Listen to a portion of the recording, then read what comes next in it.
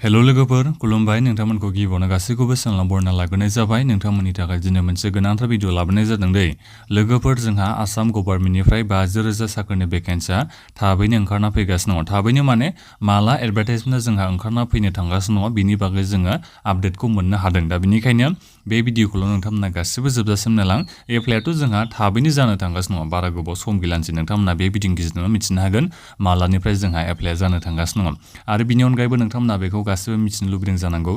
जोंहा भेकेन्सियाथ' 50,000 थागोन दा बे 50,000 भेकेन्सिनि सिङावनो जोंहा डिपार्टमेन्टआथ' बेलेग बेलेग जागोन नालाय दा बेनिखायनो जोंहा बबे डिपार्टमेन्टनिफ्राय भेकेन्सिया फैनो हागौ आं बिनि बागैबो बे भिडिअनि गेजेरजों खोन्थाहरनो सानदों जेरै जोंहा आसाम पुलिसनिफ्रायथ' भेकेन्सिया थाखागोनखा दा बेफोरनि बागै आं बे भिडिअनि गेजेरजों खोन्थाहरगोन दा बेनिखायनो नोंथांमोना बे भिडिअखौल' गासिबो जोबजासिम नायलांबानो जाबाय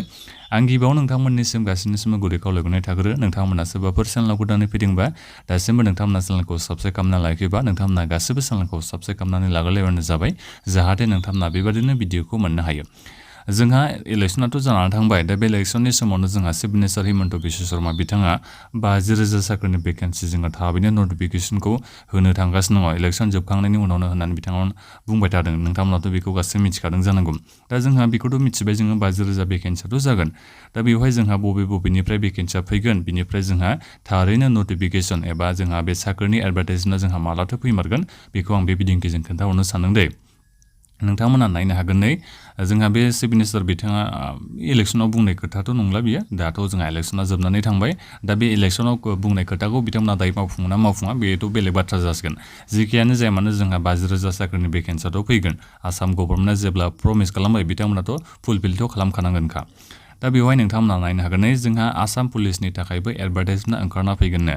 दा बेखौ माला ओंखारना फैगोननो जुलाइ मासावनो जोंहा बे आसाम पुलिसनि जायफोरनि माने एप्लाइआ सिगाङाव जाखांनाय दाख्लै सिगाङाव जोंहा आसाम पुलिसनिफ्राय भेकेन्सि फैदोंमोन ना ABUB कनस्टेबल SIनिबो जोंहा फैदोंमोन दा बेफोरनि जोंहा सेलेक्सन प्रसेसआ जोंहा जुलाइ मासनिफ्रायनो जानो गोनांमोन नाथायबा दा खबरखौ मोननाय जाबाय दा अखा बोथोरावलाय बहा जुलाइ मासाव सेलेक्सनखौ बोरै खालामनो हानो फिल्डफ्रा दायो दै गोजा होननानै बिथाङा बुंदों आरो दा जुलाइ मासावथ' जोंनिया बे माबाया जाखाला आसाम पुलिसनि बे सेलेक्सन प्रसेसआ जोंना जाखाला बे जुलाइ मासाव आगष्ट सेप्तेम्बर जायखिजाया फुजा सिजोनावसो जाहैखासिगोन बेखौ मिथिना लाबोनो जाबाय दा बेनिफ्राय जोंहा गोदान भेकेन्सिया माला फैगोन जोंहा गोदान भेकेन्सिया जोंहा सेप्तेम्बर अक्ट'बरावसो चान्सआ दङ दै बे आगष्ट मासाव जोंहा बे आसाम पुलिसनि गोदान भेकेन्सिया ओंखारनाया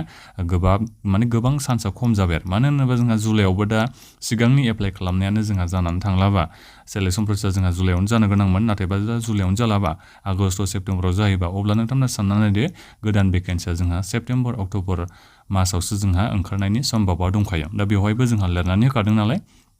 दा बेखौनो नोंथांमोना मिथिना लाबोनो जाबाय जोंहा दा एडभार्टाइजमेन्टआ आसाम पुलिसनि गोदान भेकेन्सि ओंखारना फैयोबा सेप्तेम्बर अक्ट'बरावसो फैसिगोन दा बेनिफ्राय आरोबाव जोंहा मोनसे खोथा ओंखारना फैदों थार्ड ग्रेड आरो फर्थ ग्रेड भेकेन्सिनि थाखाय जोंहा एडभार्टाइजमेन्टआ माला ओंखारना फैगोन दा बिनि थाखाय जोंहा सेप्तेम्बर अक्ट'बर होननानै बेखौ डेटखौ बिथांमोना होनदों दा बेनिखायनो नोंथांमोना एसे नेनो नांसिगोन सेप्तेम्बर अक्ट'बरावनो जोङो ग्रेड 3 आरो ग्रेड 4नि भेकेन्सिखौ आरोबाव नुनो मोनगोन दाख्लैबावसो जोंहा एप्लाइथ' जाना थांदों दा बिनि सेलेक्सन प्रसेसआ जोंहा बे आगष्ट सेप्तेम्बर मासाव जोंहा जागोन भेकेन्सियाथ' दाख्लैबावनाया एसे बांद्राय बुरजाथ' नंखायामोन बेखौ नोंथांमोना मिथिखागौ दा बेनिखायनो जोंहा बे 50,000 साख्रिनि भेकेन्सिया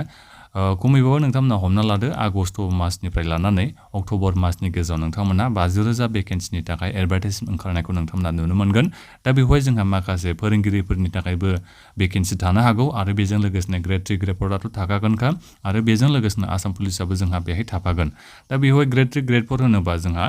क्लास 8 पास जानायनिफ्राय ग्रेजुवेसन पास जानायनिफ्राय एप्लाइ खालामनो हायो माने ग्रेजुवेसन नङा ग्रेजुवेसननि नोङो बेसेबां फरायदों नों बेहाय खोथा गैया जायखिजाया नोंथांमोना एप्लाइखौ खालामनो हागोन क्लास 8 पास जानायनिफ्रायनो ग्रेड 4नि थाखाय ग्रेड 3नि थाखायथ' नोंथांमोना हायार सेकेन्डारि मेट्रिकनिफ्रायसो नोंथांमोना एप्लाइखौ खालामनो हायो जिखियानो जाया मानो बे बोसोराव जोंहा भेकेन्सियाथ' गोगोम फैखागोनखा आसाम गभर्नमेन्टनिफ्राय जोंहा एप्लाइनि बे दाख्लै थांनाय एप्लाइनि जोंहा एग्जाम प्रसेसआबोथ' जानो थांगासिनो दङ आरो बेजों लोगोसेनो आरोबाव जोंहा 50,000 साख्रिनि भेकेन्सिया फैनो थांगासिनो दङ नाथायबा जोंहा बेहाय मोनसे गिदिर खोथाया बेसो जाहैदों